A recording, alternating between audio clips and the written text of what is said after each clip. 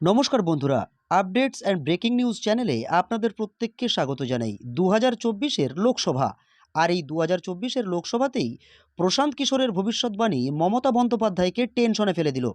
রাজনৈতিক বিশেষজ্ঞ হিসাবে প্রশান্ত কিশোর কয়েক বছর ধরে যা যা বলে এসেছে তাই তাই হয়েছে, কিন্তু এবার সেই প্রশান্ত কিশোরের ভবিষ্যৎবাণী সবাইকে দলা লাগিয়ে দিল। বর্তমান রাজ্য সরকার টেনশনে পড়ে গেল। প্রশান্ত কিশোর ২০২১-এর বিধানসভা ভোটে বলে দিয়েছিল যে বিজেপি ডবল ডিজিট ক্রস করবে না, আর সত্যি তাই হলো। বিজেপি ডবল ডিজিট ক্রস করতে পারেনি।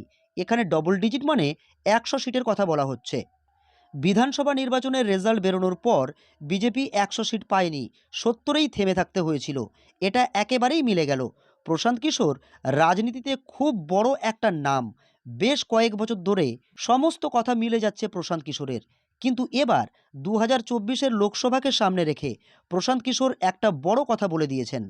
প্রশান্ত কিশোর বলেছেন, ২০২৪-এ বিজেপিকে হারানোর ক্ষমতা এদের নেই। তবে প্রশান্ত কিশোর এটাও বলেছেন, ২০২৯-এর পর আস্তে আস্তে বিজেপির বিরোধিতা এরা করতে পারবে, কিন্তু বর্তমানে বিজেপিকে হারানো এত সহজ হবে না। প্রশান্ত কিশোর এটাও বলে দিয়েছেন, পশ্চিমবাংলায় এবার বিজেপি বৃহত্তর দল হিসাবে উঠে আসবে। বিজেপিকে রাস্তা করে দিয়েছে তৃণমূল কংগ্রেস। তৃণমূল কংগ্রেসের কারণেই বিজেপি নিয়ে নেবে বাংলা। প্রশান্ত কিশোর এটাও বলে দিয়েছেন, যেভাবে দুর্নীতি শুরু হয়ে গেছে সাধারণ মানুষের মধ্যে এর একটা প্রভাব পড়েছে, তাই এই প্রভাব ভোট বাক্সে পড়বে। প্রশান্ত কিশোর জানিয়ে দিল, পশ্চিমবাংলা থেকে বিজেপি কতগুলো আসন পাবে, কোন কোন আসন পাবে তাও পরিষ্কার জানিয়ে দিয়েছেন প্রশান্ত কিশোর। আপনাদের জেনে রাখা প্রয়োজন, প্রশান্ত কিশোরের সঙ্গে মমতা বন্দ্যোপাধ্যায়ের ডিল ছিল বিধানসভা পর্যন্ত, কিন্তু বর্তমানে এখন কোনো ডিল নেই। প্রশান্ত কিশোর পরিষ্কার জানিয়ে দিচ্ছেন কোন সিটে তৃণমূল এগিয়ে, কোন সিটে বামফ্রন্ট এবং বিজেপি এগিয়ে এবং কংগ্রেস এগিয়ে। প্রশান্ত কিশোরের কথায় কোন দল কোন কোন আসনগুলো নিতে পারে, তো চলুন জেনে নেওয়া যাক। ২০১৯-এ শ্রীরামপুরে কল্যাণ ব্যানার্জি এখান থেকে জিতেছিল। ২০২৪-এর লোকসভা ভোটে এখান থেকে কল্যাণ ব্যানার্জি জিতবে। হুগলিতে জিতেছিল লকেট চ্যাটার্জি, এবার লকেট চ্যাটার্জি জিতবে। আরামবাগে দাঁড়িয়েছিল অপরূপা পদ্মার, জিতেছিল আরামবাগে, এবার অপরূপা পদ্মার জিতবে। তমলুক থেকে জিতেছিল দিব্যেন্দু অধিকারী, কিন্তু এবার তমলুকে দাঁড়িয়েছে অভিজিৎ গাঙ্গুলি। প্রশান্ত কিশোরের ভাষায় তমলুক বিজেপির থেকে কেউ কেড়ে নিতে পারবে না। কাঁথিতে শিশির অধিকারী দাঁড়িয়েছিল তৃণমূলের হয়ে, কিন্তু সেই কাঁথিতে এবার বিজেপি প্রার্থী সৌমেন্দ্র অধিকারী, সুতরাং কাঁথি বিজেপি জিতবে বলে বলে দিলেন প্রশান্ত কিশোর।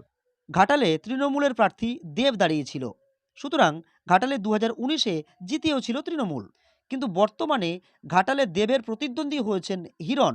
ঘাটালে এবার দেব হেরে যাবে, হিরণ জিতে যাবে বিজেপির হয়ে, জানিয়ে দিলেন প্রশান্ত কিশোরের সমীক্ষা।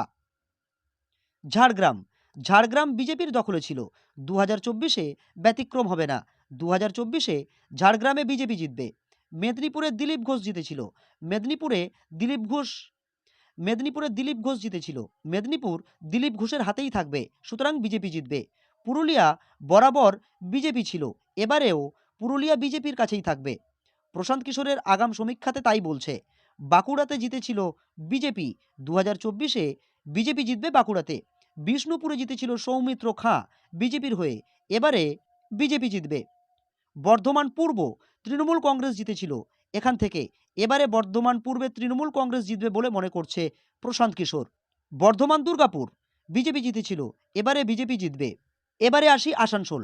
আসানসোলে বাবুল সুপ্রিয় জিতেছিল বিজেপির টিকিটে, কিন্তু সেই বাবুল সুপ্রিয় এখন তৃণমূলে আছে। আসানসোলে বিজেপি এখনও প্রার্থী করেনি, কিন্তু যেই প্রার্থী আসুক না কেন আসানসোল বিজেপি জিতবে বলছে প্রশান্ত কিশোরের সমীক্ষা। বোলপুর, এখান থেকে তৃণমূল জিতেছিল অসিত মাল, বোলপুর এবার নিয়ে নেবে বিজেপি বলছেন প্রশান্ত কিশোরের সমীক্ষা। বীরভূম, বীরভূমে শতাব্দী রায় জিতেছিল, অনুব্রত মণ্ডল এখন তিহার জেলে, সুতরাং বীরভূম চলে যাবে বিজেপির হাতে।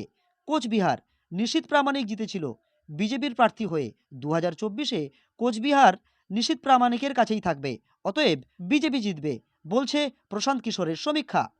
আলিপুরদুয়ার বিজেপির জেতা সিট, সুতরাং এবার বিজেপি জিতবে। জলপাইগুড়ি বিজেপি জিতবে। দার্জিলিংয়ে বিজেপি জিতবে। রায়গঞ্জ বিজেপি জিতবে। বালুরঘাট বিপ্লব মিত্র এবং সুকান্ত মজুমদারের মধ্যে ফাইট। সুকান্ত মজুমদার ১৯-এ জিতেছিল, এবারেও সুকান্ত মজুমদার জিতবে বলে মনে করছে প্রশান্ত কিশোরের সমীক্ষা। মালদা উত্তর, মালদা উত্তরে বিজেপি প্রার্থী জিতেছিল, এবারে মালদা উত্তরে বিজেপি প্রার্থী জিতবে। মালদা দক্ষিণ, এটা কংগ্রেসের পক্ষেই থাকবে বলে মনে করছেন প্রশান্ত কিশোরের সমীক্ষা। তবে এখানে টাফ ফাইট হবে, কারণ তৃণমূল প্রার্থী প্রসূন ব্যানার্জি এখানে রয়েছেন। জঙ্গিপুর, তৃণমূলের হয়ে খালিলুর রহমান জিতেছিল, এবার এই সিট তৃণমূলের দখলেই থাকবে। বহরমপুর, টাফ ফাইট, কারণ এখানে ইউসুফ পাঠানকে দাঁড় করিয়ে দিয়েছে তৃণমূল। এখান থেকে কংগ্রেস জিতে আসে বারবার, অধীর রঞ্জন চৌধুরী। এবার এখানে অধীর রঞ্জন চৌধুরীকে হারিয়ে তৃণমূল ক্ষমতায় আসবে বলে মনে করছেন প্রশান্ত কিশোরের সমীক্ষা। মুর্শিদাবাদ, তৃণমূল জিতেছিল, এবারে তৃণমূল জিতবে। কৃষ্ণনগর, তৃণমূলের দখলেই থাকবে।